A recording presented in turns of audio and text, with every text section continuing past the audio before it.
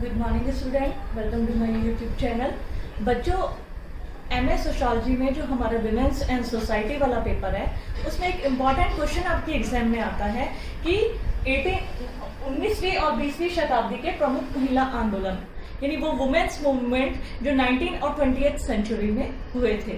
देखिए, अगर इस क्वेश्चन को करने के दो तरीके हैं आपके पास। सभी पीजी के स्टूडेंट इस क्वेश्चन को या तो उन आंदोलन के माध्यम से या उनके समाज सुधारकों के माध्यम से जिन्होंने उस आंदोलन में प्रतिभाग किया था।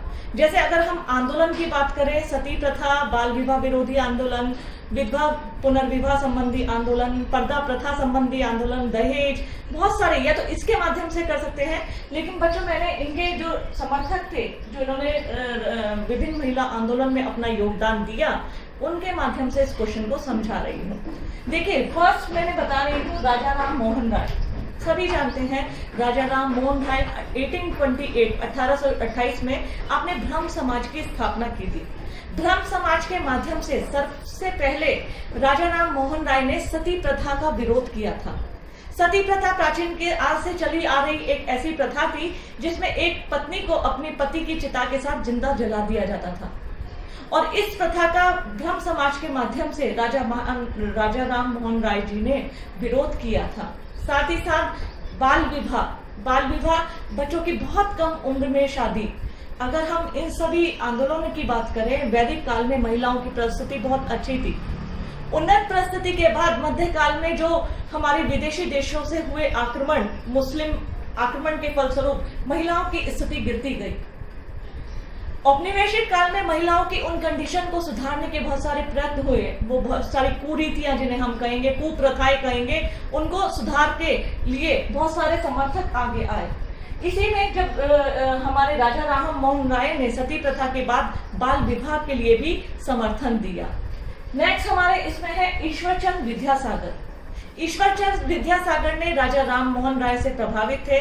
आपने राजा राम मोहन राय के द्वारा किए गए कार्यों का समर्थन किया और आपने विधवा पुनर्विवाह अधिनियम जो 1856 में बना था, कहीं ना कहीं उसमें जो उसके पीछे नाम था वो ईश्वरचंद विद्यासागर का है।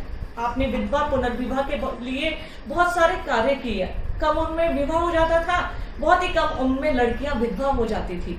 छोटी छोटी लड़कियों के साथ अमानवीय व्यवहार किया जाता था। उन्हें विधवा आश्रम में वो सब दुख भोगने के लिए भेज दिया जाता था, जिनकी वो उत्तराधिकारी भी नहीं थी। ऐसे में ईश्वरचंद विद्यासागर ने अपने प्रयासों से, निजी प्रयासों से कई विधवाओं के विवाह भी कराए। वो स्वयं उन विधवा विवाहों में उपस्थित होते थे। तो विधवा पुनर्विवाह के जो धारक माने जाते हैं वो माने जाते हैं ईश्वरचंद विद्यासागर। इसी प्रकार महादेव गोविंद रानडे की अगर हम बात करें, बंगाल में आपका नाम कौन नहीं जानता। आपने हमारे स्वतंत्रता प्राप्ति के साथ, ऐसा माना जाता है कि उस समय एक तो वो समर्थक थे जो अंग्रेजों का समर्थन करते थे और एक वो समर्थक थे जो भारतीय प्राचीन विचारधाराओं के समर्थक थे। लेकिन आप दोनों के समर्थक थे। आप ना तो पूरी तरह परंपरागत जो भारत की विचारधाराएं बनी थी उसी के समर्थक थे, ना पूरी तरह आप अंग्रेजों के समर्थक थे। जहां मनुष्य का कल्याण हो, जहां हमारे निम्न वर्गों का कल्याण हो, उनके आप समर्थक थे। आपके प्रयास से ही महिलाओं की दशा के लिए, पर्दा प्रथा के लिए, महिलाओं की शिक्षा के लिए, बाल विवाह के लिए अनेक प्रयास किए गए। इसी क्रम में है स्वामी विवेकानंद। जैसे कि हम जानते थे, पहले अगर उनका पूर्व का काल देखें तो वो अंग्रेजी शासनकाल के कट्टर समर्थक माने जाते थे। लेकिन अपनी विचारधारा से जब उन्होंने विश्व धर्म सम्मेलन को भी संबोधित किया, उसके बाद उन्होंने भारत में जो जिस प्रकार वेदों की ओर लौटो जब उन्होंने लिखा, तो उन्होंने देखा भारत में भारी मात्रा में लोगों का धर्म परिवर्तन कराया जा रहा है। कंडीशन जो थी वहां की, ऐसी कंडीशन में उन्होंने उसको सुधारने का प्रयत्न किया। तब उन्होंने महिला शिक्षा पर जोर दिया। महिला शिक्षा के साथ साथ आपने जितनी भी समाज में प्रचलित कुप्रथाएं थी उनको अपने सबके साथ मिलकर आंदोलन चलाए। इसी क्रम में आता है स्वामी दयानंद सरस्वती। स्वामी दयानंद सरस्वती ने भी का नाम भी विभिन्न समाज सुधारकों में लिया जाता है, इसलिए क्योंकि उन्होंने महिला शिक्षा, महिलाओं की स्थिति, महिलाओं के विरुद्ध जो चल रहे विभिन्न प्रकार के कुप्रथाएं थी उनको दूर करने में अपना पूरा समर्थन दिया था। नेक्स्ट और जो हम आई है Shrimati Annie Besant. Annie Besant ने सबसे ज्यादा महिला शिक्षा पर जोर दिया था। एशियाटिक सोसाइटी ऑफ बंगाल, इसके माध्यम से भी एनी बेसेंट ने समाज के निम्न वर्गों जिसमें महिलाओं की शिक्षा पर बल दिया। उन्होंने कहा महिला शिक्षित होगी तो कहीं ना कहीं वो अपने विरुद्ध हो रहे अत्याचारों के विरुद्ध आवाज उठाएगी। उन्होंने कहा महिलाओं का हथियार है उनकी शिक्षा, अगर हमें उन्हें जागरूक करना है तो आज हमें महिलाओं को शिक्षित करना होगा। तब एनी बेसेंट ने महिला शिक्षा के माध्यम से समाज में एक जागरूक विचारधारा का प्रचार प्रसार किया था, जिसके माध्यम से अगर हम बात करें पर्दा प्रथा, सती प्रथा, दहेज प्रथा, घरेलू हिंसा, स्त्रियों का संपत्ति का अधिकार जो अधिनियम थे, बहुत महिलाओं ने अपने अधिकारों का प्रयोग किया था। महिलाओं में जागरूकता का जो समावेश हुआ था वो उनकी शिक्षा के कारण हुआ था।